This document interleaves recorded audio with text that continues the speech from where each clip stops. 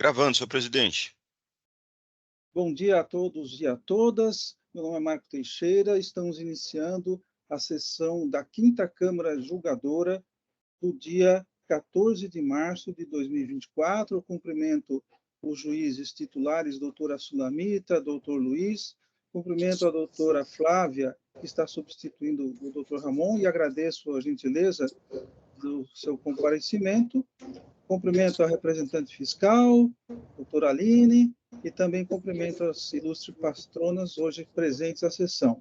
Então, vamos iniciar pelo processo do número 5011-421, do contribuinte Bob Warner. A patrona está presente.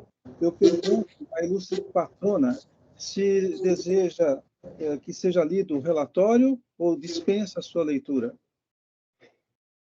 Como os senhores preferirem, senhor presidente. Uhum. Bom, então eu pediria ao relator, doutor Luiz, que simplesmente falasse a acusação. Bom dia, presidente. Bom dia a todos. A acusação se resume ao creditamento indevido de ICMS na aquisição de bens tipificados como uso e consumo. Então, eu pediria que a ilustre patrona fizesse, então, a sustentação oral. Seja bem-vinda, e a senhora tem 15 minutos. Obrigada, senhor presidente. Bom dia, julgadores e demais presentes. Bom, serei sucinta aqui na minha sustentação oral e vou buscar abarcar aqui a especificidade, né, do caso da Borg Warner. A discussão diz respeito à caracterização de produtos, né, adquiridos como bens de uso e consumo ou não. A acusação de creditamento indevido em razão da fiscalização ter concluído que referidos bens deveriam se caracterizar como bens de uso e consumo. Nesse sentido, eu destaco que a recorrente aqui em discussão, ela fabrica e comercializa peças e acessórios para veículos. E, especificamente aqui estão sendo discutidos a fabricação de injetores diesel e bombas injetoras diesel. Nesse sentido, foram adquiridos diversos materiais que compõem e fazem parte da produção desses produtos, como lâmpadas industriais para máquinas a laser, cabos geradores e transdutores que servem para as máquinas de lavagem ultrassônicas, para a confecção dessas bombas injetoras, desses injetores, brocas, fresas, alargadores, mandris, entre outros. Primeiramente, o entendimento da dona fiscalização seriam que esses produtos, eles seriam bens de uso e consumo, porque eles não integram, não fazem parte do produto final. Então, seriam ferramentas utilizadas no processo produtivo que não se desgastam, né, imediatamente e não fazem parte do produto final, por isso não dariam direito ao crédito. Bom, indo direto ao ponto, a primeira questão que eu queria colocar aqui em discussão a definição da Lei Candir, que, como os senhores sabem, está em discussão há muito tempo sobre o que seriam efetivamente bens de uso e consumo, em que, né, com a Lei Candir, houve uma alteração aí paradigmática do que daria direito ao crédito. O crédito virou regra, sendo admitido só algumas pequenas exceções, como mercadorias a produção de bens que sejam isentos ou não tributados, ou sejam alheias à atividade do estabelecimento. Apesar da alteração da Lei Candir, sabemos que esse ponto foi alvo de diversas discussões ao longo dos anos sobre qual seria a correta definição de bens de uso e consumo, mas o que a recorrente buscou demonstrar no seu recurso, trazendo uma tabela dos últimos 5 anos, é como a jurisprudência está consolidada no sentido de que, para se identificar um bem como uso e consumo, é necessário que se prove que ele não está vinculado à atividade econômica realizada pelo contribuinte. Então, a jurisprudência do STJ, tribunal responsável por interpretar a Lei Candir, se fixou nesse sentido de que os materiais utilizados no processo produtivo essenciais à produção do bem consistem em produtos intermediários que dão, sim, direito ao crédito. E que o desgaste ele não precisa ser imediato, mas esse desgaste gradual que inutiliza o bem, como é o caso aqui em discussão, ele também permite a classificação dos produtos como bens intermediários de produção que dão direito ao crédito. Inclusive, importante destacar aqui, recentíssima decisão do STJ em embargos de divergência, em que foi decidido exatamente esse ponto. O direito ao crédito é referente à aquisição de materiais empregados no processo produtivo, e que o que deve ser analisado para se verificar esse direito ao crédito é sua utilização para a realização do objeto social da empresa. Ora, senhores julgadores, esse entendimento da STJ ele já é aplicado, né, por este tribunal. Nós temos decisões de Câmara Superior aplicando esse entendimento, e agora é mais translúcido do que nunca após o julgamento dos embargos de divergência pelo STJ. E aqui eu gostaria de destacar que a utilização desses produtos adquiridos na consecução da atividade, na produção dos injetores e das bombas injetores, não foi questionada. É um ponto aqui incontroverso na discussão. Então, é suficiente para justificar o direito ao crédito da recorrente. Feito esse ponto, eu gostaria aqui só de separar as duas autuações, né? Nós temos o item 1 e o item 2. O item 1 são produtos em que se foi concluído que seriam bens destinados ao uso e consumo por um mero erro de CFOP, utilizado pela recorrente. Contudo, a recorrente juntou um documento relacionando todas essas mercadorias adquiridas, todas as notas fiscais de entrada, junto com as declarações de importação. E as declarações de importação expressamente determinam nas informações complementares as máquinas que se destinam, né, essas mercadorias importadas. Então, a lâmpada industrial, que é utilizada na máquina laser, que é uma especial para viabilizar a atividade de soldagem, que é utilizada no processo produtivo da recorrente para a elaboração das bombas e dos injetores. Esses cabos geradores são adquiridos com os ultrassons, que eles são utilizados na máquina de lavagem ultrassônica também, que também possuem um papel fundamental no processo produtivo da recorrente. Então, a mera utilização do CFOP incorreto, né, indicando que seriam bens de uso e consumo, não é suficiente para a classificação desse bem, devendo ser buscada a verdade material e verificado que esses bens, que esses produtos adquiridos, esses produtos intermediários adquiridos, eles são de fato utilizados na atividade da recorrente.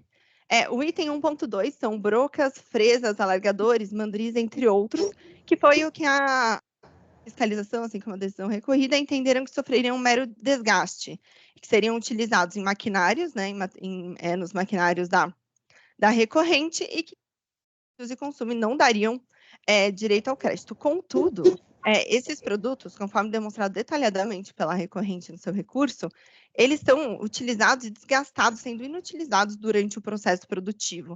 Eles estão ali diretamente em contato com as bombas injetoras e com os injetores produzidos.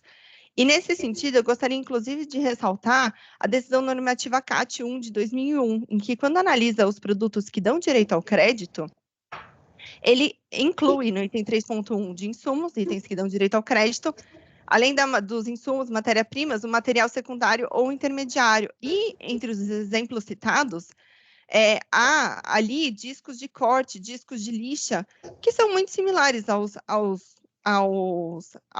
produtos, né, intermediários adquiridos pela recorrente, que são brocas, fresas, que estão ali em contato direto também com o material produzido e se desgastam de forma muito similar a esses produtos que, quando analisados pela decisão normativa CAT 1 de 2001, foram considerados como com direito ao crédito. Bom, eram esses pontos que eu queria ressaltar, aqui os produtos efetivamente em discussão e a atual jurisprudência do STJ, e fico à disposição para qualquer esclarecimento. Eu agradeço os esclarecimentos da doutora patrona, mas eu teria uma pergunta. Que já teve na Câmara Superior um julgamento que foi baseado no recurso coletivo do STJ. Só teria o número desse julgamento? Desculpa, senhor presidente, cortou para mim, eu não... Uhum. A ilustre patrona disse que a Câmara Superior já julgou com base nos embargos, né, de declaração, no recurso repetitivo da STJ, que tem já uma decisão nesse sentido, na Câmara Superior. Então, eu queria saber o número dessa decisão. Não, desculpa, senhor presidente, acho que eu me expressei mal, mas não teve analisando os embargos de divergência. Eu quis dizer que já teve decisão analisando nesse sentido de que seria necessário verificar a vinculação do produto ao processo produtivo. Mas seria a decisão que a senhora se refere, ela disse claramente que o material se desgasta? Deixa eu pegar aqui que eu tenho o número dessa decisão. Só para verificar esse ponto. Claro. Dá licença, bom dia a todos. Essa decisão que a doutora está citando, ela é do final do ano, ela é de novembro do ano passado, foi da primeira sessão do STJ, que fala que basta estar relacionado ao objeto social da empresa, o produto teria direito ao crédito, né? Uhum. E não foi repetitivo, nada do tipo, mas foi pela primeira sessão. Só que eu acho que não deu tempo ainda de nenhuma Câmara analisar, porque foi realmente bem no finalzinho do ano, e eu me lembro que acho que até quase foi início de dezembro que foi publicada a decisão. Senhores jogadores, para esclarecer, de fato, não foi analisado os embargos de divergência do STJ na decisão que eu citei, nem nenhuma decisão que nós identificamos. A decisão citada é uma decisão da Câmara Superior do TIT, né, uma decisão mais antiga, em que foi decidido que a utilização se dá de forma inconteste na atividade fim da empresa, e que o princípio da cumulatividade assume ainda maior robustez, não sendo autorizado o julgador tributário mitigá-lo. Então, meu ponto era mais destinado a essa questão de utilização, de fato, na essencialidade do processo produtivo da empresa e o direito a crédito decorrente, que é o mesmo racional aplicado pelo STJ no julgamento dos embargos de divergência. Perfeito. A senhora teve o número dessa decisão que a senhora mencionou? Tenho, claro.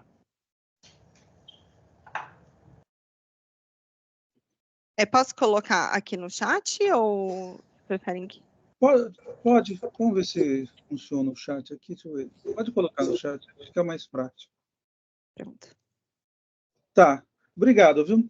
Então, eu passo a palavra ao ilustre relator, só que eu queria, antes, doutor Luiz, se o senhor puder registrar o voto, para que os outros possam acompanhar.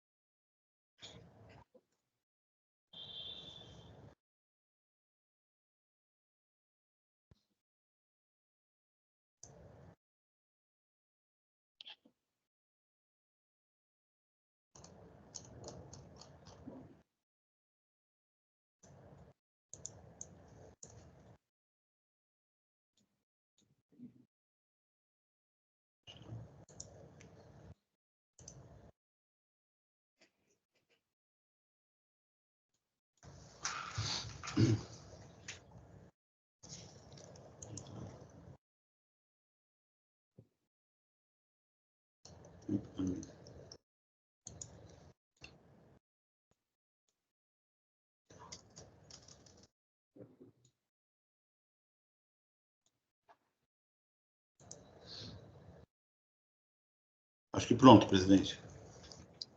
Deixa eu ver aqui. Olha, na minha tela ainda aparece aguardando registro. Deixa eu então, atualizar, ver se mudou. Vocês conseguem ver o registro do voto? O Fulanita, Flávia? Flávia está sim. Eu atualizei a minha tela, ainda consta como aguardando. Eu consigo, para mim está Está disponível o voto. Está disponível. Bom, se está disponível, então o senhor pode passar a leitura, doutor? Para mim ainda não está, eu vou ver o que está acontecendo aqui. Mas pode passar já a leitura. Eu só não fiz o voto, só editei o voto. Mas tem que registrar, porque senão, se não registrar, não aparece para... Tá.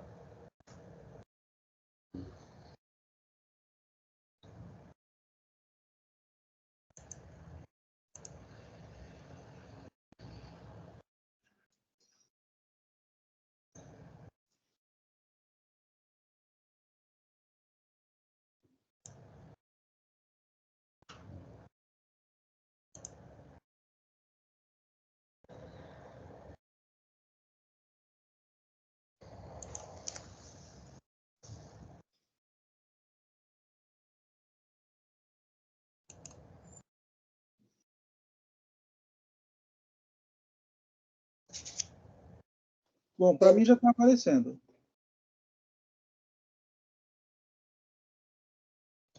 Posso iniciar o voto, presidente? Sim. O recurso ordinário é tempestivo e há legitimidade das partes, conforme atestado às folhas 1122, assim sendo observados os requisitos para sua admissibilidade com êxito do recurso. Não se vislumbra as nulidades alegadas em sede preliminar, uma vez que o simples inconformismo da recorrente com relação ao enfrentamento das provas produzidas e suas conclusões não acarreta nem na falta de motivação da decisão recorrida, nem detém a força necessária para configurar o cerceamento de defesa ou a supressão de instância. Pelo contrário, conforme se extrai da decisão, houve o completo exame do conjunto probatório contido nos autos, momento em que a delegacia entendeu que os materiais adquiridos não poderiam ser tipificados como insumo, portanto, sem gerar crédito de CMS. Para demonstrar que houve adequada análise das provas acostadas aos autos, cumpre transcrever, por exemplo, os seguintes trechos da decisão, trechos extraídos da decisão recorrida. Aí eu cito alguns trechos que ele fala sobre as provas produzidas, as imagens dadas pela recorrente, sobre cada peça. Como se observa, as provas produzidas pela recorrente foram devidamente conhecidas e pesadas pela delegacia, inclusive as ilustrações e explicações técnicas detalhadas sobre o funcionamento e desgaste de diversas famílias de ferramentas. Não havendo desconsideração de elementos fáticos fundamentais, como tenta imprimir a recorrente, inviável continuidade do debate da nulidade de julgamento. Nessa análise, tenta-se impor o entendimento que só teria sido corretamente interpretado o conjunto probatório por ela produzido, caso a delegacia tivesse concordado com as conclusões da recorrente e, em caso de discordância, acarretaria na nulidade. É o que se lê, inclusive, dos argumentos por ela apresentados. Aí eu cito um trecho que ela fala nesse sentido. Verifica-se, portanto, que não houve desconsideração sumária da documentação como alega a requerente. Pelo contrário, todos os trâmites da instrução administrativa foram presenteados com o contraditório e o cotejo das provas apresentadas pela recorrente, incluindo o rico descritivo sobre a aplicabilidade dos materiais adquiridos com aqueles produzidos pela acusação. Portanto, afastada a primeira preliminar. Melhor sorte não tem a recorrente com relação à segunda preliminar, sustentando a superficialidade da acusação, o que tornaria inábil a preencher os requisitos mínimos de validade aplicáveis à espécie e a classificação dada pela autoridade lançadora. Segundo seu entendimento, seria incerta e desmotivada a conclusão da ação fiscal, a qual teria agido apenas no campo da presunção. Segue a recorrente nos argumentos dessa segunda preliminar, sustentando possível descumprimento do artigo 142 do CTN e desobediência do artigo 34 da Lei 13.457 de 2009, seja sobre o fundamento de acusação não teria verificado com exatidão a matéria tributável, seja por possível ausência de apresentação de elementos materiais que comprovariam o lançamento. Por efeito de tais violações, a requerente busca a nulidade do lançamento, pois, segundo seu entendimento, a suposta ausência de uma análise concreta do processo produtivo, sem examinar o emprego dos materiais na produção e nas suas operações, desaguaria inevitavelmente em uma acusação rasa, isto é, abstrata. Ao que importa, o próprio recurso ordinário de folhas 1079 e 1121 não deixa dúvidas que a recorrente compreendeu exatamente a acusação, sendo inclusive contraditória suas alegações quando cita a resposta à notificação 2 de 23. Se depende da referida resposta à notificação 2 de 23, que os especialistas e engenheiros da recorrente teriam agrupado as ferramentas aqui integrantes da acusação, em famílias subdivididas nas classes de broca, fresnas e etc. logo depois da apresentação da classe e tipo de ferramentas classificadas por grupo, é que a ação fiscal fundamentou a acusação, o que demonstra robustez na exigência fiscal, até porque aponta a atividade principal da recorrente, conforme consignado às folhas 8, consistente em fabricar peças e acessórios para veículos automotores. Informação essa que foi ratificada pela recorrente às folhas 1080. Concluo que não é hipótese de nulidade de lançamento, mas simples inconformismo da recorrente, quando comparado às conclusões da fiscalização frente àquelas mencionadas, como ser provenientes de cuidadosa análise do seu grupo técnico de engenheiros responsáveis, folha 346.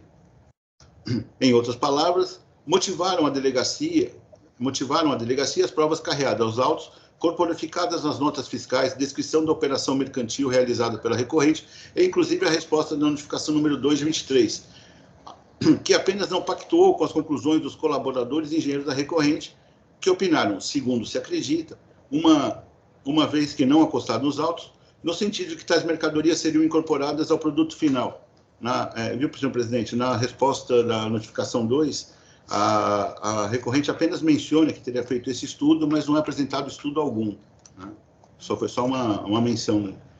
Assim, resta evidente que a acusação descrita no item 1.1 se refere ao creditamento de ICMS decorrente de peças de reposição para máquinas industriais anteriormente adquiridas e contabilizadas no ativo imobilizado. Aquela descrita no item 1.2 originou-se do creditamento de ICMS sobre aquisição de ferramentas utilizadas por máquinas industriais da recorrente. Logo, considerando todo o conjunto probatório, torna-se desnecessária a realização de novas diligências para complementação de informações, tampouco uma nova análise pormenorizada de todo o processo produtivo da recorrente. Nesse sentido, observa-se que foi respeitada a jurisprudência citada pela recorrente, uma vez, aí eu cito a jurisprudência, uma vez que a autoridade fiscal cumpriu adequadamente seu ônus de verificar a prática de conduta contrária à legislação tributária, comprovando claramente sua classificação e efeitos, impondo-lhe exigências correspondentes.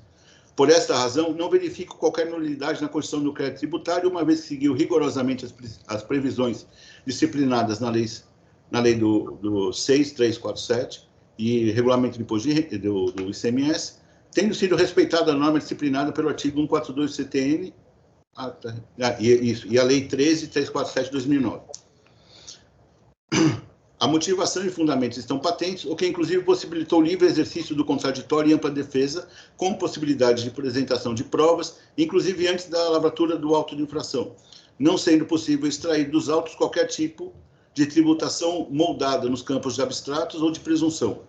Constato que é possível extrair com exatidão do auto de infração toda a matéria tributada, inclusive no que se refere à valorização quantitativa, qualitativa e situação fática que determinou a acusação e a incidência tributária, com informações precisas, minuciosas, suficientes para compreender a natureza e as circunstâncias motivadoras da infração que lhe foi imputada, com indicação dos dispositivos capitulados pela fiscalização como violados pela recorrente, os quais guardam total nexo e coerência com a acusação. Assim sendo, rejeitadas preliminares, passo ao exame de mérito. Com relação ao item 1, verifica-se que a recorrente, quando da resposta à notificação 1 de 23, reconheceu que se tratava de compra de vendas de materiais de uso e consumo, posicionamento esse modificado por ocasião da apresentação da impugnação. Todavia, a delegacia não manteve o lançamento com base na anterior confissão da recorrente. Pelo contrário, afastou tal efeito conforme se extrai. Aí diz a delegacia. De início, acerca do item 1, destacamos que o direito do crédito não é definido pela terminologia ou classificação dada pelo contribuinte aos itens adquiridos, ao chamá-lo de uso e consumo num momento e de insumo no outro, mas sua real destinação e observação com as normas aplicáveis. Assim, para verificar a possibilidade de creditamento do ICMS, há de ser examinada a real destinação dada pelo recorrente desses materiais. Nesse contexto, as provas colhidas pela autoridade fiscal vão ao encontro do quanto registrado pela recorrente em sua peça recursal, especificamente as folhas 1107 e seguintes, confirmando que os materiais adquiridos no exterior eram destinados à reposição de peças e máquinas industriais contabilizadas em seu ativo, imobilizado. Se não, vejamos, aí eu cito onde ela cita, que está destinado às máquinas industriais, às 3DIs. Com base nessa destinação dos materiais, passou a recorrente a sustentar que, pelo simples fato dos produtos importados se destinarem à reposição de peças e máquinas utilizadas no processo industrial, legítimo creditamento do ICMS por caracterizar insumo de produção. Esse tema não merece maiores debates, uma vez que, diferente do que alega a recorrente, os produtos que compõem partes e peças do ativo imobilizado, ainda que relativos à máquina de produção, não gerando direito ao crédito, conforme decisão normativa CAT 1 e a Lei Candia. De fato, tais materiais de reposição, na realidade, componentes integrantes de suas máquinas industriais, ou seja, ferramentas de uso no processo produtivo, não compondo, portanto, o produto final. Nesta razão, devem ser tratados como materiais de uso e consumo, conforme determinado no artigo 66, inciso 5 do RICMS, sem direito ao creditamento do ICMS. Não há dúvidas, tomando por base as notas fiscais emitidas e a resposta à notificação 1, ratificada pela recorrente, tanto na peça impugnatória como na peça recursal, que tais materiais são destinados à reposição de partes e peças de máquinas industriais anteriormente adquiridas e deixar de ser um ativo imobilizado, se tratando, portanto, de materiais de uso e consumo. Assim, declaro que a recorrente não se equivocou na classificação da entrada, tendo apenas creditado indevidamente o ICMS decorrente dessa aquisição, razão pela qual mantém o lançamento descrito no item 1.1. Com relação ao item 1.2 do auto de infração, que versa sobre creditamento indevido de ICMS em operações de entrada de materiais para uso e consumo do próprio estabelecimento, entendeu a autoridade fiscal que tais produtos não entregam o produto final, não se consumindo no processo produtivo, mas sofrendo mero desgaste. Esses materiais estão descritos no demonstrativo número 2, os quais foram agrupados pela recorrente, as folhas 3, 4, 6, quando da apresentação da resposta à notificação nas seguintes famílias, brocas, fresnas, entre outros. De fato, está definido na legislação do ICMS que o direito ao creditamento do tributo não é absoluto, uma vez que, sem que haja ofensa do princípio da não cumulatividade, não são todas as entradas de mercadoria que concedem direito ao crédito. Dentre os impedimentos, emerge a proibição do creditamento ICMS advindo da aquisição de materiais de uso e consumo, para o qual há vedação temporal disciplinada no inciso 1 do artigo 36 da Lei Candia, conforme redação dada pela Lei Complementar 171 de 2019. O conceito da mercadoria destinada ao uso e consumo pode ser extraída do inciso 5º do artigo 66 do regulamento do ICMS. Aí eu cito o regulamento. Em outras palavras, consistem em mercadorias de uso e consumo do próprio estabelecimento aquela que não seja objeto de revenda e que não for empregado para integração do produto ou para consumo no respectivo processo industrial. De fato, as mercadorias revendidas e os materiais que integram fisicamente o produto final não demandam maiores esclarecimentos para tipificá-los como insumo, porém surge certa complexidade ao se determinar aqueles que são empregados para integração no produto ou consumidos no respectivo processo de industrialização. Isso porque, se partirmos da premissa que tudo aquilo que é colocado na linha de produção industrial seria classificado como insumo, por efeito direto, você estaria declarando como letra morta o inciso 1 do artigo 36 da Lei Complementar 87, de 96. Da mesma forma, partindo da premissa que tudo aquilo que não é objeto de revenda e não integre fisicamente o produto final não poderia ser classificado como insumo, ofender-se-ia o princípio da não cumulatividade do imposto.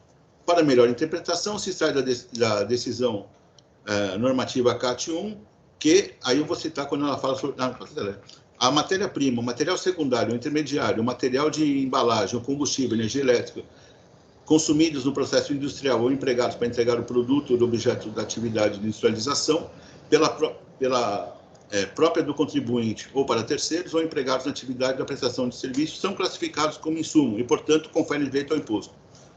Logo, deve ser entendido como mercadoria integrada ao produto aquela que se torna parte indissociável, ou como mercadoria consumida no processo de industrialização, aquela que se desintegra ou irreversivelmente desgastada no processo produtivo em curtíssimo espaço de tempo.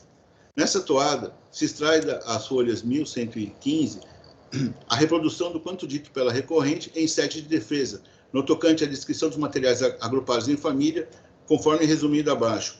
Aí, para cada material, foi colocado um tempo de desgaste, né? Inclusive, o cabeçote, fresador e o mandril sequer tem desgaste nele apurado.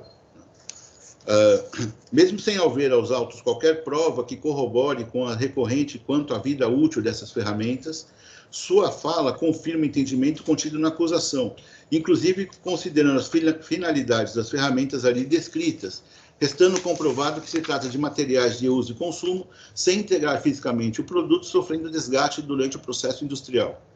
Aliás, segundo alega a recorrente, as famílias de cabeçote, fresador e mandril sequer sofrem desgaste ou se consomem no processo de industrialização, já que não há qualquer previsão temporal nesse sentido.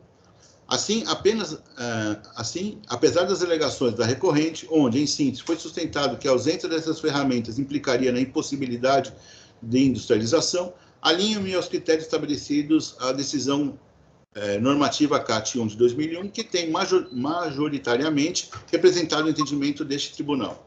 E, não obstante os entendimentos proferidos pelo STJ trazidos pela recorrente, merecem destaque. As liberdades legais dadas aos tribunais administrativos e judiciais são muito distintas, não cabendo a este julgador retirar a eficácia do inciso 1º do artigo 33 da Lei Complementar 87/96 ou lhe empregar efeito diverso. Ao que importa ao caso, para que haja aplicação do conceito de sumo, se mostra necessário que o material seja fisicamente integrado ao produto final ou que seja imediatamente desintegrado, ou ainda que seja integral e imediatamente consumido no processo produtivo. Nesse particular, a própria variação da vida útil declarada pela recorrente atesta serem materiais de consumo. Não se pode ignorar que as ferramentas sofrem desgaste, até porque o inciso 1º do artigo 33 da Lei Complementar 8796 não estabelece que tais materiais, para serem classificados como uso e consumo, teriam que ser indestrutíveis. Todavia, há de ser consignado que sequer houve apresentação de laudo técnico que atestasse o alegado pela recorrente. Sobre o conjunto probatório, se depende dos autos, a resposta à notificação 223, onde a recorrente afirma ter realizado cuidadoso estudo com grupo técnico de engenheiros, contudo, tal estudo não foi carreado ao processo administrativo. No mesmo sentido, tanto na defesa quanto no recurso ordinário, a recorrente se limitou a expor ilustrações de ferramentas, atribuindo por si a possível vida útil de cada uma das ferramentas, porém sem anexar qualquer lado técnico devidamente firmado que pudesse desafiar as conclusões da autoridade fiscal. Tais ilustrações, contidas nas folhas 1040 a 1060, apenas apresentam um esboço de funcionamento das ferramentas sob exame, inclusive sem apontar a vida útil ou consumo efetivo. Apesar das ilustrações de folhas 1040 a 1060 de terem reduzido a força probatória, uma vez que não firmada por expert, sem apresentar qualquer conclusão técnica de cada uma das ferramentas, objetivando afastar o incorreto entendimento que o julgador teria sumariamente desprezado tais argumentos, importa transcrever o que é possível extrair sobre o possível desgaste de tais ferramentas. Aí eu vou selecionar, por exemplo, as folhas 1041, funcionamento do inserto. O desgaste das arestas constantes acontece pela geração do calor devido ao atrito entre partes de aço. Mas não tem qualquer expectativa de gasto. Como se observa, diferentemente do quanto alega a recorrente, as ilustrações de folhas 1040 e 1060 não se qualificam como prova técnica, além de não corroborar com suas alegações no tocante à vida útil dos bens, que foi descrita em sua petição. Todavia, ainda que empregada relativa à força probatória, tais ilustrações me convencem que as aquisições dessas ferramentas são custos de fabricação do produto que não são consumidos imediata e integralmente no processo produtivo, proporcionalmente à produção efetiva, e não integram o produto final. Entendo que tais ferramentas são destinadas à função auxiliar da atividade principal da industrialização, sendo indevido o creditamento de ICMS sobre aquisição de materiais de uso e consumo ou do ativo imobilizado, por estarem desassociados da atividade principal e diretamente do produto final por ela produzido. Por fim, em que se pese os fatos novos trazidos pela recorrente, as folhas 1148, sigo o entendimento proclamado pela jurisprudência deste tribunal, citada pela douta representação fiscal, as folhas 1039. Aí eu cito a jurisprudência que foi colocada naquele, que é de conhecimento de todos. Aliás, ainda que a prova técnica tivesse sido produzida em sua plenitude, com apresentação de efetiva de laudo técnico firmado por engenheiro responsável, não haveria alteração de entendimento, uma vez que a sólida jurisprudência administrativa caminha no sentido de que, para que seja autorizado o creditamento do ICMS, os materiais teriam que ser consumidos integral imediatamente, o que não ocorre no presente caso, cujo desgaste se dá pelo menos em dias, meses, semanas ou meses. Aliás, algumas ferramentas sequer foi possível a recorrente estimar o tempo de desgaste conforme já narrado. Ao caso se aplica a jurisprudência, aí eu vou citar a jurisprudência do AIN 3068-1662, onde foi firmado que esses materiais adquiridos, brocas e fresnas, não se consomem integral e instantaneamente no processo produtivo. Então, ele trata do mesmo material trazido pela recorrente. Nesse contexto, a decisão recorrida seguiu sólido entendimento jurisprudicial administrativo, no sentido de que, para que se tenha o direito ao creditamento ICMS, há de haver o consumo do material no processo produtivo, o que caracterizaria como insumo de produção, no sentido de que tal consumo deve ser necessariamente integral e não mero desgaste físico, ainda que dentro da linha de industrialização. Embora o conceito de consumo consumido imediatamente possa ser relativizado, os desgastes que ocorrem em dias, semanas e meses, com uma variação elevadíssima, de 1 a 10 dias, por exemplo, 900%, ou sobre aquelas que sequer é possível estimar o desgaste, cabeçote, fresador e mandril, superam os limites aos quais comungo para que seja classificado tais ferramentas como insumos. Ademais, seguindo os ditames do artigo 28 da Lei 13.457, é vedado ao julgador afastar a aplicação da lei, o que, se provida a tese da recorrente, inexoravelmente se estaria negando vigência ao inciso 1º do artigo 33 da Lei Complementar 8796, cuja competência é reservada exclusivamente à esfera judicial. Diante do exposto, conheço do recurso ordinário e nego o provimento, mantendo integralmente o crédito tributário lançado por meio do auto de infração, em virtude da subsistência da acusação fiscal nele contida. É como voto, presidente. Agradeço ao doutor Luiz e coloco o processo em discussão. Bom, bom dia novamente. Eu tenho algumas questões para colocar, que é exatamente o que a gente estava falando anteriormente com relação ao novo entendimento, né, do STJ. Na verdade, não é nem novo entendimento, né? Ele está baseado em precedentes já anteriores que já vinham caminhando nesse sentido, para que produtos intermediários não tem que agora mais. Não é tão relevante se ele se consome imediato integralmente, porque senão ficava muito naquela questão de provas. A cada quanto tempo é trocado? Porque a gente já viu decisões aqui que tinha produtos que eram trocados diariamente. Aí vinha o juiz e falava, diariamente, porque a produção da empresa é gigantesca. Então, se ela tivesse uma produção menor, isso daí ia ser trocado a cada um mês. Então, ficava muito relativo. Então, acho que o entendimento do STJ foi caminhando nesse sentido exatamente para não criar uma interpretação extensiva da legislação complementar com relação aos bens que são efetivamente essenciais aí para a consecução do objeto social da empresa. Então, se a empresa realmente produz materiais, partes e peças, né, de materiais automotivos, você vê que brocas, fresas, enfim, são materiais que ela usa ali no seu dia a dia, né?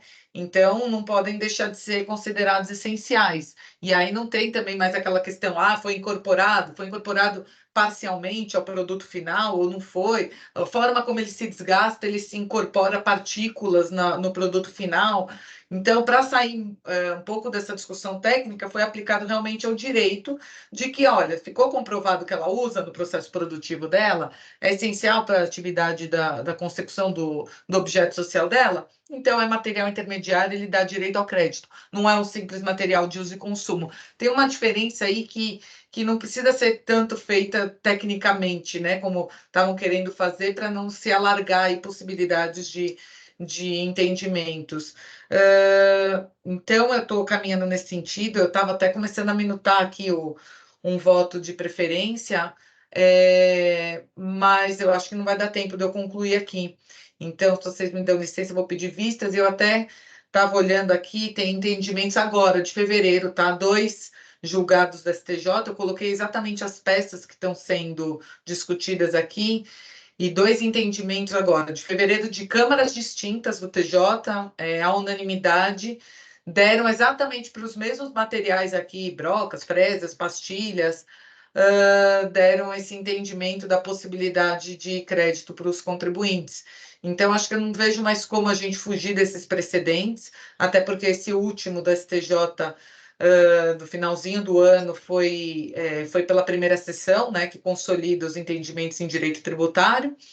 Então, acho que não tem como fugir disso, e está realmente comprovado aqui que foi demonstrado, né, que são peças, pelas notas fiscais e por tudo que você olha aqui, que são peças que eles utilizam ali no dia a dia da empresa para produzir essas peças de automóveis. Então, o meu voto vai ser nesse sentido, mas acho que não daria tempo aqui de eu concluir o voto de preferência, então eu peço vênia para pedir vistas, né, para o doutor relator, para trazer o meu voto aí em outra oportunidade. Mais alguma manifestação, doutora Aline? Não, não tenho nada para acrescentar.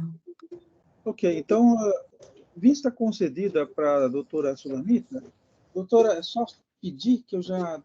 Aqui, deixa eu ver onde que eu permito.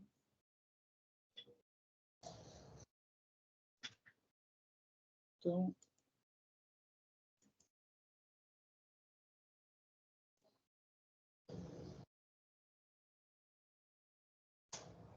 aqui.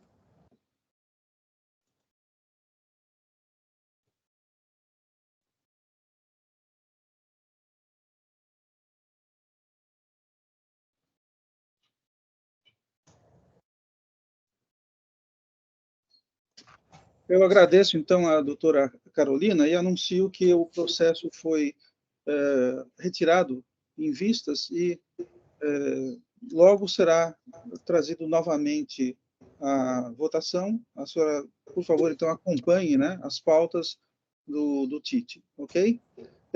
Agradeço a sua presença. Se quiser continuar na sessão, fique à vontade. Se quiser retirar-se também, pode fazê-lo, ok? Obrigada, jogadores. Um bom dia. Ok, então passamos agora ao próximo processo, que é de minha relatoria. Vamos voltar aqui.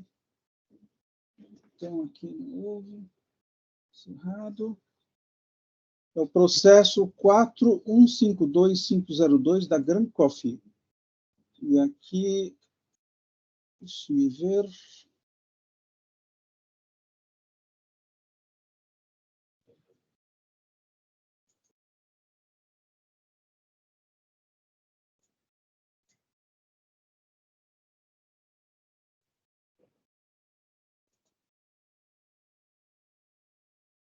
Aqui.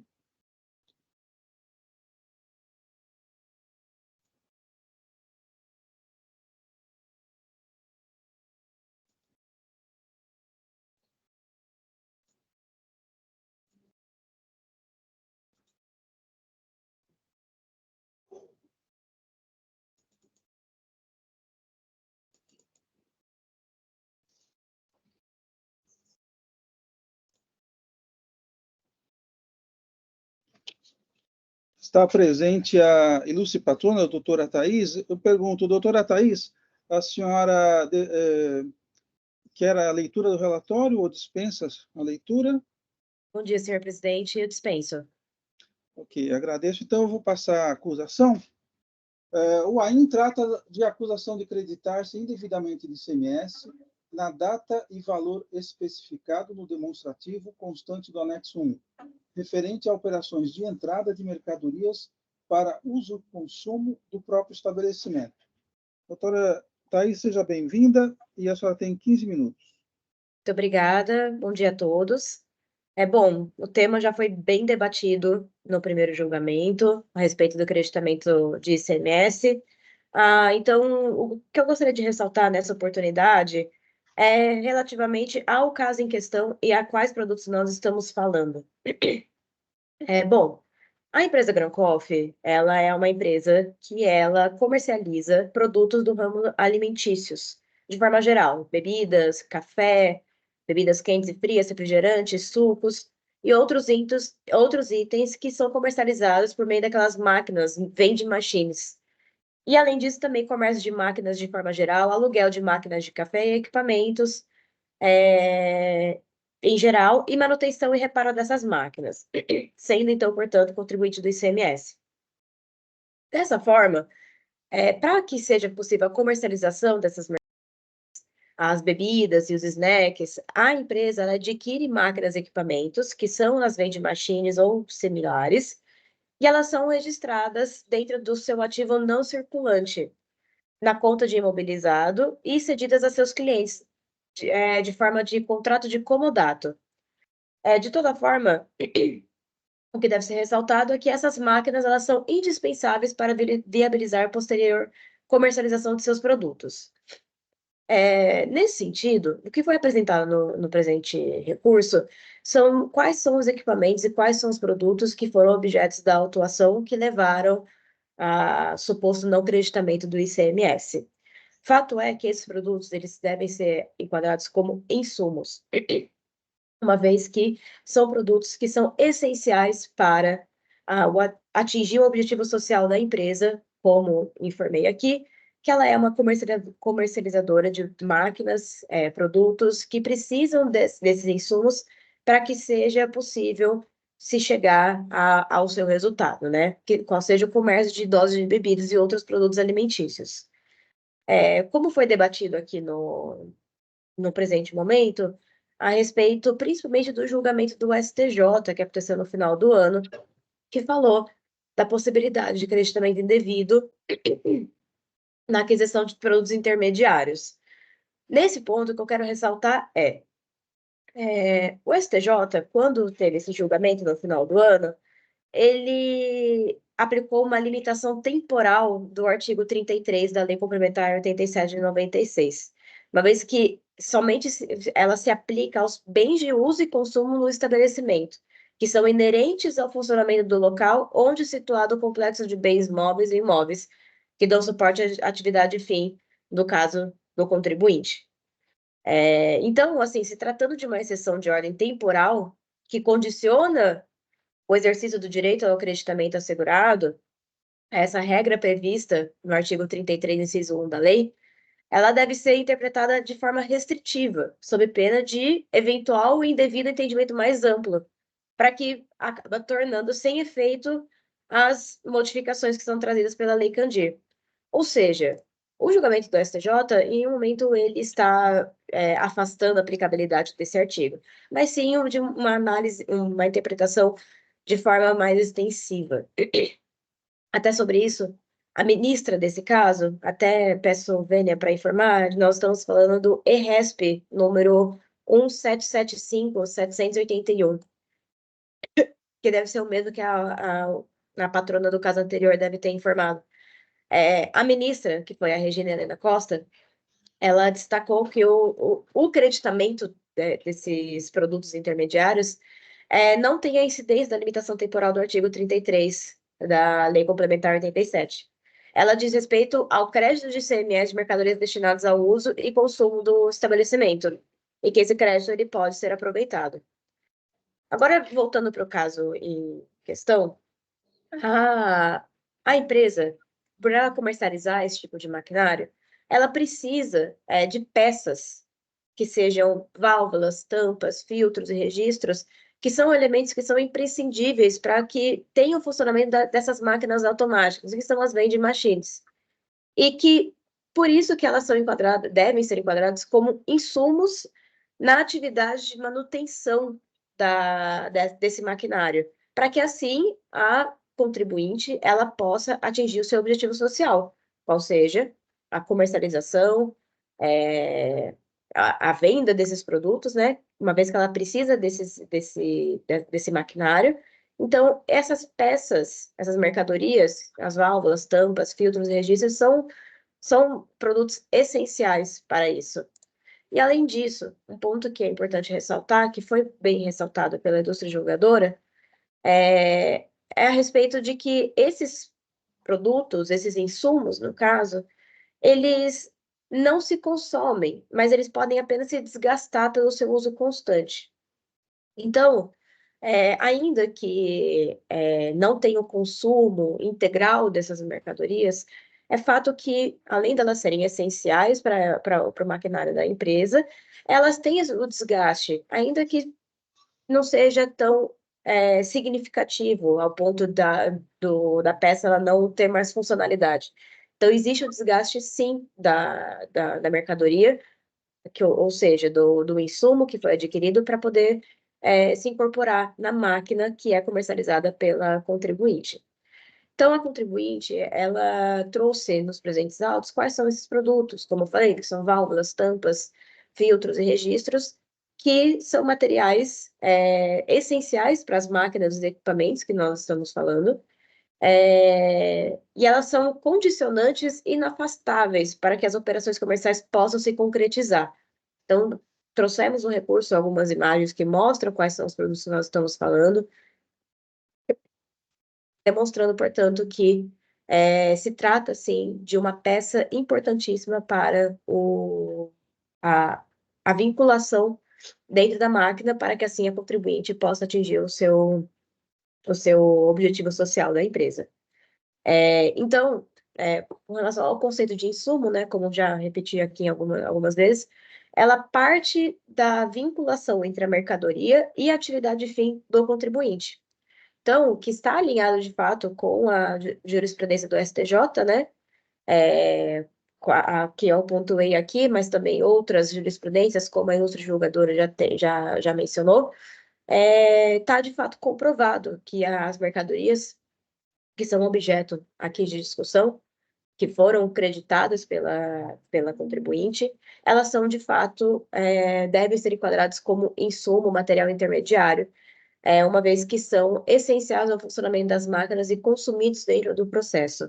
Assim, resta evidente que o tema ele se compactua com o julgado do STJ, né?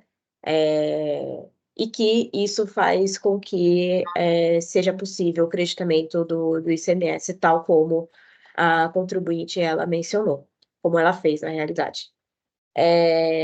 Então, eu quis ser bem breve para poder demonstrar de fato quais são os produtos que são objeto, mas ele se compactua exatamente com o tema que já estava sendo julgado. Portanto, eu peço, por gentileza, que sejam consideradas as minhas considerações. E muito obrigada. Eu agradeço os esclarecimentos da doutora patrona. Eu vou passar a leitura do voto. Vou procurar também resumir o voto para ser mais objetivo possível, lembrando que esse voto já estava disponível aos meus pares, mas, no entanto, se houver necessidade de algum esclarecimento, fique à vontade. Tá? Então, eu começo aqui no item 10, conheço do recurso por preenchidos os requisitos de admissibilidade, e no item 13, eu já digo que eu rejeito o pleito de conversão do feito em diligência para que expert habilitado esclareça o papel desempenhado pelas peças e partes das máquinas no processo comercial da recorrente, uma vez que todas as provas para o deslinde da questão estão presentes nesses autos. E aqui eu cito legislação que diz claramente que isso já deveria ter sido trazido ao processo, a não ser uma circunstância excepcional que deveria ser naturalmente justificada, o que não ocorreu. No item 16, eu digo que, no que interessa ao deslinde da questão, é oportuno mencionar a legislação aplicável da Constituição Federal, lei complementar e artigos do RICMES e decisão normativa CAT. O direito a crédito tem por objetivo aplicar o princípio da não cumulatividade e deve ser disciplinado por lei complementar, conforme o determinado pela Constituição Federal, e aqui eu coloco os artigos, negritando o ponto importante. Por sua vez, a Lei Candir também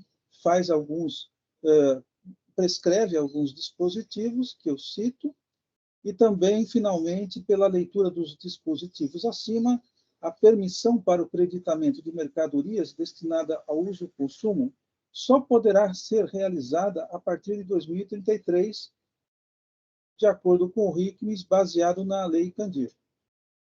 Pelo exposto, A Secretaria da Fazenda considera a mercadoria entrada para uso e consumo do próprio estabelecimento aquela não empregada para integração no produto ou para consumo no respectivo processo de industrialização, e inclui-se no conceito de material de uso e consumo aquelas partes e peças de material, de máquinas e equipamentos mencionadas no item 17 da Decisão Normativa CAT 1 de 2000, que eu aqui faço a transcrição. Aí eu digo que, no item 21, que o conceito de insumos é expresso no item 3.1 da referida decisão normativa, e faço a transcrição do conceito. Digo no item 22 que semelhante entendimento é adotado pela consultoria tributária em várias respostas à consulta, e dou um exemplo aqui desse entendimento. E aqui vemos que a jurisprudência, no item 23, a jurisprudência deste egrégio TIT tem se posicionado no mesmo sentido, conforme julgamento da Câmara Superior no processo tal, em 3 de abril, conforme trecho a seguir transcrito. Então, aqui eu faço uma longa transcrição, que foi num julgamento recente, né, da Câmara Superior, e que se adotou o entendimento já, digamos assim, pacificado, né, neste TIT, da questão do entendimento de que isso é material de uso e consumo. No mesmo sentido, transcreve-se a seguir trecho do voto condutor do acórdão no julgamento da Câmara Superior, que também fala que aquilo que não se consome integralmente no processo produtivo também não pode ser objeto de creditamento, e esse voto aqui ele tem como fundamento um voto do STF de junho de 2017, onde eu, então, transcrevo o voto, né? Ou seja, esse é um julgamento recente da Câmara Superior, né? E aí eu digo que, com suporte na legislação mencionada e em jurisprudência administrativa e judicial sobre o tema, pode-se afirmar que o direito ao crédito de materiais utilizados no processo produtivo condiciona-se à sua integração ao produto final ou, ainda, no seu consumo integral e imediato, o que difere do simples desgaste, como ocorre, por exemplo, na forma gradual nas partes e peças de máquinas, como aquelas fornecidas pela recorrente aos seus clientes, as chamadas vending machines. Nos presentes autos, foram glosados os creditamentos do ICMS sobre operações de entrada de bens de uso e consumo classificadas no CFOP 1556 e 2556, nos quais o contribuinte declarou tratar-se de mercadoria destinada à reposição de peças das máquinas que estão alocadas em seus clientes a título de comodato. Tais entradas estão classificadas, em sua maior parte, nos seguintes códigos de nomenclatura NCM. Então, aqui eu tenho o código, a descrição, e eu digo no item 28. Em seu recurso às folhas tais, o recorrente afirma que as mercadorias, válvulas, tampas, filtros e registros, sem dúvidas, os materiais acima são essenciais ao funcionamento das máquinas e consumidos no processo, estando intrinsecamente vinculadas aos objetivos sociais da recorrente, e sofrem desgaste gradativo ao longo do tempo pelo uso, o que atende integralmente ao conceito legal de insumo material intermediário. O recorrente também afirma, às folhas tais, que é justamente isso o que ocorre com as partes e peças classificadas como insumos pela recorrente e contestadas pela fiscalização. Não são incorporadas fisicamente a um produto final, elas são consumidas gradativamente, aqui eu ressaltei, né, na realização dos objetivos sociais da recorrente, até o exaurimento da sua finalidade, demandando a que haja reposição ou reparação. Portanto, é incontroverso nos autos que as partes e peças em discussão nos presentes autos não são incorporadas fisicamente a um produto final e nem consumidas imediatamente. Por quê? Com base no já exposto, impede o creditamento e, em decorrência, não há reparos a serem feitos no trabalho fiscal. Aí eu rejeito a alegação de que a aplicação dos juros de mora, né, para a atualização da multa seria indevida, aplica-se aqui, nesse caso, a súmula 13. Eu vou até dar uma corrigida aqui. Mesmo que assim não fosse, é imperioso registrar que nos presentes autos não houve a atualização de base de cálculo da multa, conforme já registrado no parecer DRF às folhas tais. Finalmente, deve também ser rejeitada a alegação de que a multa aplicada teria caráter confiscatório e desproporcional.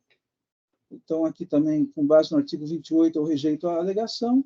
E, por último, deve ser rejeitado o pleito de redução da multa aplicada, sendo incabível, no presente caso, a aplicação do artigo 527-A do RICMES, vez que a presente acusação fiscal envolve falta de pagamento de imposto, conforme consta no DDF de folhas tais, condição esta suficiente para impedir qualquer redução e ou relevação da multa. E aqui registra-se que o presente AIM foi lavrado sob a égide da Lei Estadual 16.497, que limita os juros de mora ao patamar da Selic. Por todo exposto, conheço do recurso ordinário interposto pelo contribuinte e nego-lhe provimento para manter a decisão recorrida. É o voto que respeitosamente apresento aos meus pares. Eu vou aqui fazer uma pequena correção, mas o processo já está em discussão. Eu acho importante esclarecimento aqui, até pelo que a doutora Sulamita colocou no voto anterior, e também uma manifestação da doutora patrona no voto anterior, dizendo que essa questão, a palavra final estaria com o STJ, porque se trata da lei complementar do Lei Candir. No entanto, eu coloquei o voto do ministro Toffoli, né, analisando essa questão, e eu entendo, com a devida vênia, né?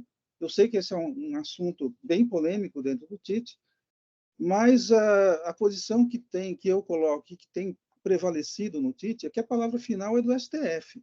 E o STF, ele continua, segundo o melhor juízo, ele continua com a posição do crédito físico, a discussão do crédito físico-financeiro. Então, ele entende, como se pode depreender do voto do ministro Toffoli, que cita jurisprudência, larga jurisprudência do STF, de que se trata do crédito físico. E, na medida que se usa o conceito do crédito físico, consequentemente, deve haver um consumo total e imediato. Então, com a devida vênia, enquanto não mudar o entendimento do STF, eu vou continuar votando dessa forma, a não ser que outros entendimentos também podem me convencer do contrário, inclusive a questão do STJ, porque muitas vezes eu já entendi que o STF deveria ter a palavra final, e muitos juristas, já em outros casos, né, já entenderam que o STF deveria ter a palavra final. Em alguns casos, ele surpreendentemente diz que a palavra é do STJ.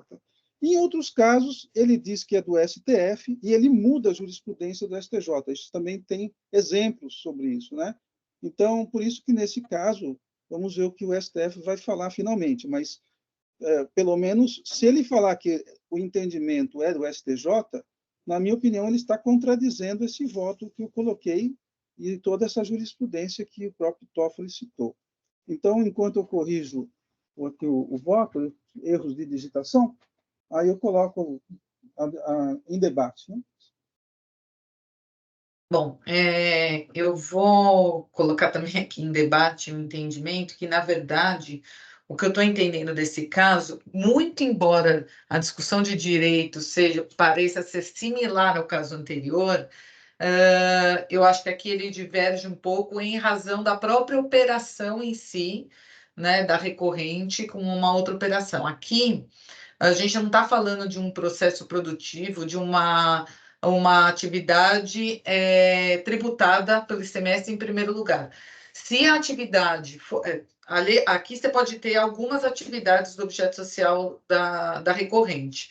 Uma que é a venda dos alimentos da vending machine, que aí sim são submetidos à tributação do ICMS. Mas, para isso, não é que essas partes e peças, tampas, enfim, elas não fazem parte do processo para venda, né? Elas, na verdade, elas fazem parte de partes e peças de máquinas que estão sendo utilizadas para venda. A segunda questão é que se as máquinas são locadas, elas não estão submetidas ao ICMS, então não tem uma operação subsequente tributada, ou seja, qualquer material ali empregado nas máquinas também não dariam direito a crédito, porque ela está submetida a uma operação de locação. Então, mesmo o serviço de manutenção, por exemplo, ele também é submetido ao ISS, com exceção, né, as partes e peças que são vendidas pela empresa que está prestando o serviço de manutenção. E se elas são vendidas, por exemplo, quando são aplicadas nisso, aí teria que dar uma entrada como peças para revenda, né? E não como peças de insumo.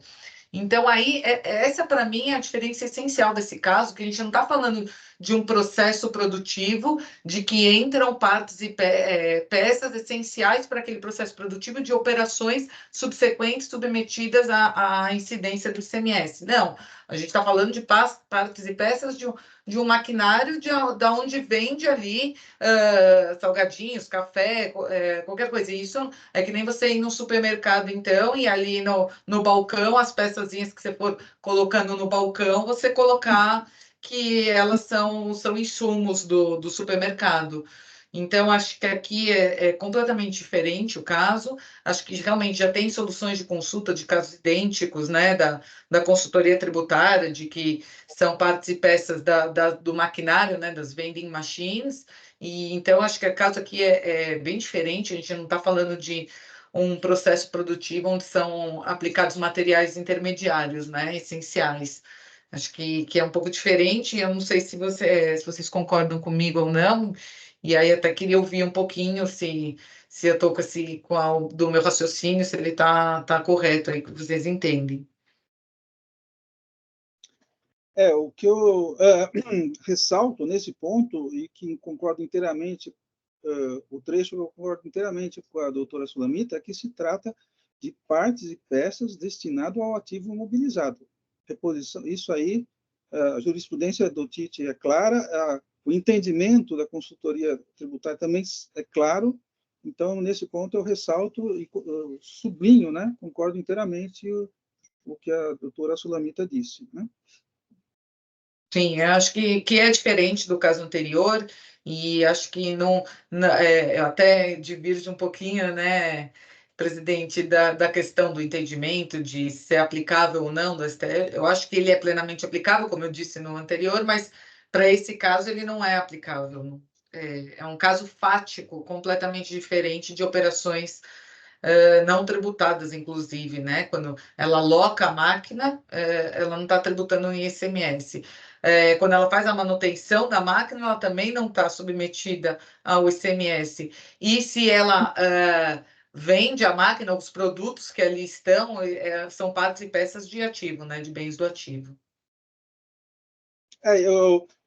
Se me permite a observação, em relação ao caso anterior, o doutor Luiz ele fez uma divisão clara entre os dois itens. E me parece que tinha um item que é assim, num item é igualzinho ao que a gente está tratando, que é a questão de partes e peças para ativo imobilizado. E outra não. Então, acho que é só para salientar. Sim, é até bom, porque daí, quando eu for ver, eu vou fazer também essa diferenciação. Porque eu entendi do voto do doutor Luiz, né, que essa parte é igualzinha a esse aqui, entendeu? Agora, só esclarecendo por que eu ressaltei, porque muitas vezes na discussão do TIT eu estou acostumado que se coloque as coisas juntas, ou seja, tanto partes e peças quanto uso, que é o que aconteceu no caso do Dr. Luiz, se coloca tudo junto e se discute a questão do desgaste, né?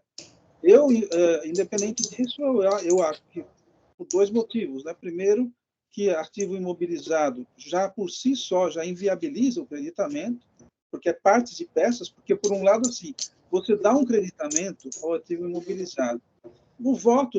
A posição do STF, né, que eu tenho sempre mencionado, ele diz que esse creditamento do ativo imobilizado digamos assim, é um benefício que o legislador tem, ou seja, não é pelo princípio da não cumulatividade. Então, está no voto do Toffoli, né, sempre essa posição da STF, que o crédito do ativo imobilizado é benefício, e que o uso e o consumo seria só a partir de 2033. Então, essa é uma distinção clara, né, porque é sempre, mas o crédito do ativo imobilizado é um benefício. Então, eu faço essa distinção. Ativo imobilizado é uma coisa, peças de reposição, e, por outro lado, na produção, também eu acho que o desgaste inviabiliza o creditamento. Mas acho que está esclarecido, né? A posição aí desse caso, colocado pela doutora Thais, é mais restrito do que o outro, porque aqueles são peças e máquinas utilizadas na industrialização. Aqui a máquina é dada em comodato, então ela sequer tem uma operação financeira depois. É isso, não tem uma operação tributada. Não é nada, não é tributária. É como se fosse uma extensão de estabelecimento. Seria mais se aproxima uma extensão de estabelecimento do que propriamente a operação de transferência de mercadoria. Não, e é mandatório, né, que a operação subsequente seja tributada. Não há, nem pelo ISS, comodato. Exatamente. Inclusive, se eu não me engano, né, que a doutora Flávia poderia me ajudar, as vending machines, elas, eu não sei se podem ou devem ter inscrições separadas, né, de cada local que ela estiver. Não, tem duas portarias que regulamentam o uso de vending machines que dispensam a inscrição, mas a regra geral seria cada estabelecimento, inclusive a vending machine, ser inscrita. Mas e aí, se você segue as regras... Pedir, né? Senão pode ser negado o pedido, né? Atualmente não. Atualmente você tem lá a forma de fazer... Eu não vou saber os detalhes de cada portaria agora. Eu lembro vagamente dessa discussão, uma discussão no TIC sobre isso. É porque é recente, se não me engano, foi de 2022 a alteração na portaria que regulamenta a vending machine. Isso, se eu não me engano, antigamente precisava ter separado. Isso, então por isso. Foi isso. Obrigado. Imagina. Então, tem mais algum ponto? Não tendo, eu vou encerrar os debates.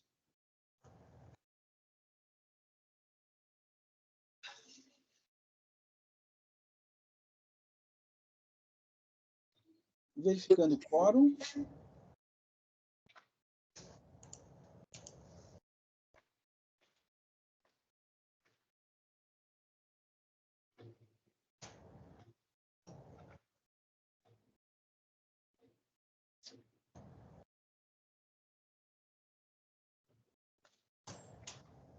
Votação iniciada.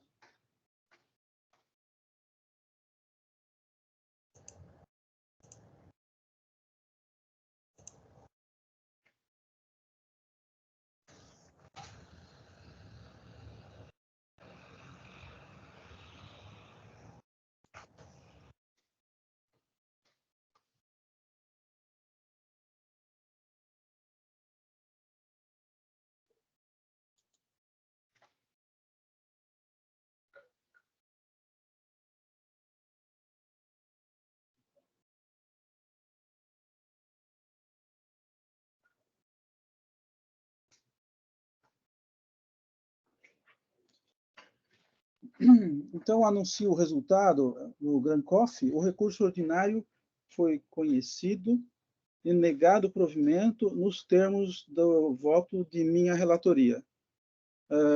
Doutora Thais, eu agradeço o seu comparecimento. Fique à vontade para permanecer na sessão, ou também, se precisar se retirar, fique à vontade. Então, passo agora ao último julgamento do dia, é o 5011-648 da Embramet, da doutora Sulamita. Não há pedido de sustentação oral, então eu passo a palavra, deixa eu ver se já está registrado, né? Ótimo. Já estava disponível, tá, o voto. Isso. Eu vou dar uma resumida, pode ser? Sim, fica à do vontade. que se trata e o meu voto e por que eu votei nesse sentido, né? Bom, aqui é caso típico de creditamento indevido, né?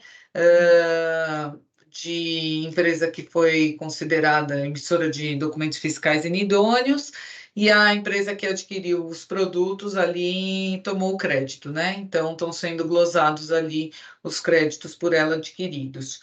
O que acontece é que na defesa de primeira instância, ela trouxe ali tratativas, trouxe pedido, trouxe e-mail, trouxe comprovantes de pagamento das operações, junto do próprio extrato do banco, os comprovantes de pagamento. Então, não é Pague For ou Cispag, ela trouxe realmente o extratozinho do banco com pagamento. Enfim, e aí o que aconteceu foi que a decisão de primeira instância, embora ela tenha sido bem longa, bem discorrida ali, ela ficou muito na questão do PCN, de que a empresa foi considerada, a fornecedora foi declarada empresa inidônea, que, enfim, mas não é isso, né, que a defesa alega. Ela não veio aqui defender de que ela estava ou não, que ela se a empresa simulou operações ou não. Está falando, olha, comprei de boa fé, está aqui, e eu fiz, tem pedido de compra, tem os e-mails chegando as notas fiscais, emiti as notas eletrônicas, está tudo aqui. E o julgador de primeira instância, ele descartou completamente, não enumerou as folhas juntadas, não enumerou os comprovantes de pagamento, não analisou absolutamente nada. Então, o que eu entendi aqui é que está tendo um cerceamento de defesa, e, na verdade, o que é mais perigoso, por isso que eu nem converti em diligência, porque eu acho que a gente estaria suprimindo, né, a instância, porque, querendo ou não, ele tem que falar se ele aceita os documentos ou não, ele tem que olhar para os documentos e falar, esses documentos eu vou aceitar, sim ou não. Mas ele não falou que sim nem não, que ele não vai aceitar, ele simplesmente nem abordou os documentos que foram juntados, né?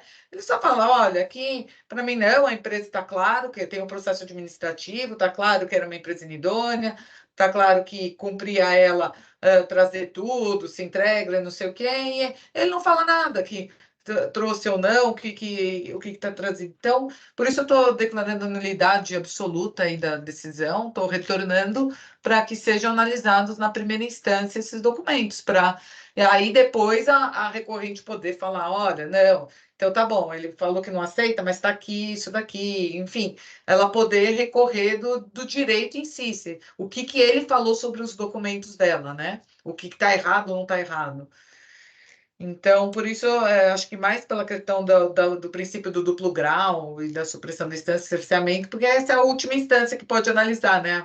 A questão fática. Depois ele vai para a superior e acabou. Então, eu estou declarando a nulidade absoluta e retornando os autos para analisar o que foi juntado com a defesa. Perfeito. Então, mais alguma manifestação? Só eu questiono, né? Porque apesar dele não ter feito a análise, né, ali, conciliação de pagamentos, análise detalhada ali das provas que foram apresentadas pelo contribuinte, ele entendeu que não seria vinculante, né, a súmula 509 do STJ. Então, ele entendeu que não seria o caso da análise da boa-fé, então teria que efetivamente comprovar a existência, né? Então, a existência dos pagamentos das mercadorias, que não foi o contribuinte que se prestou no caso, né? Ele se prestou a comprovar a boa-fé ali nas transações comerciais.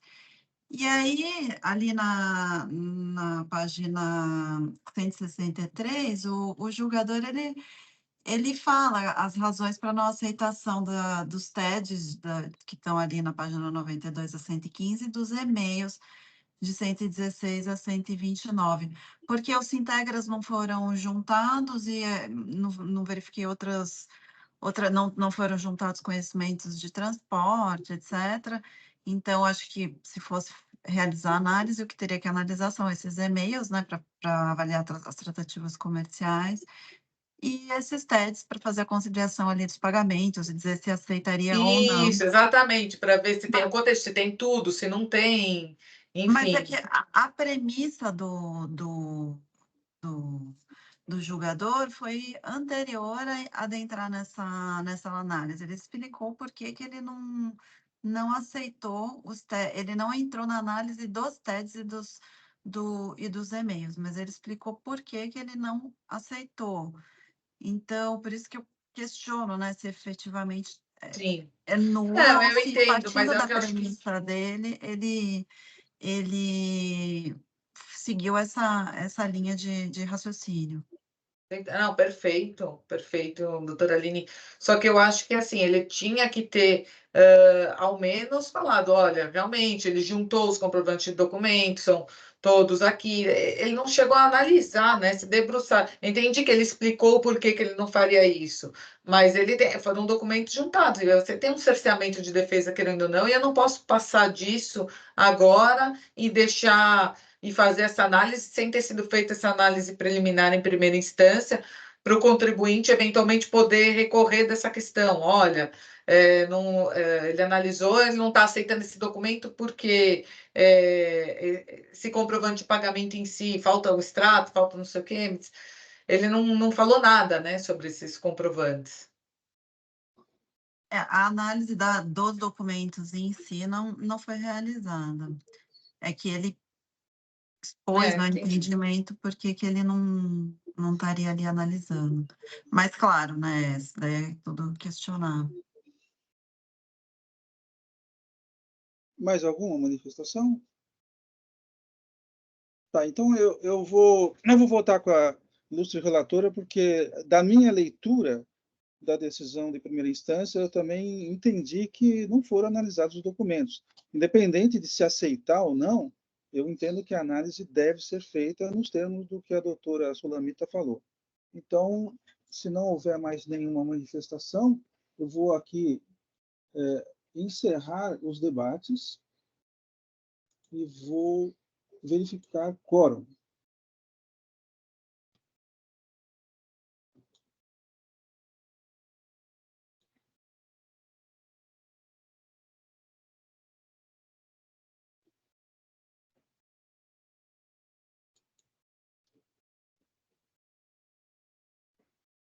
Iniciada a votação?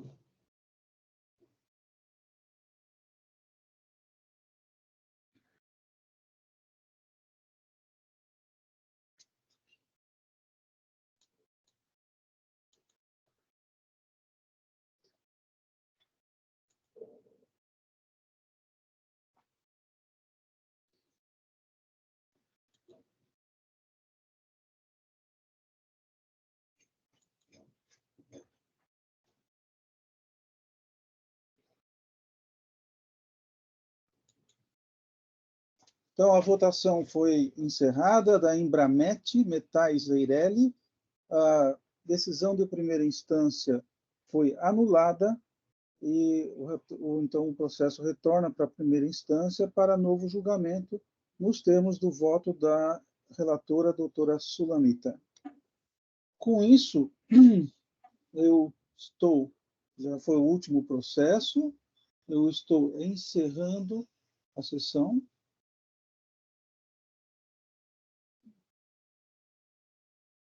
Sessão encerrada. Eu peço aos juízes que fiquem mais um minutinho após o fechamento da sessão. Jailson, por favor.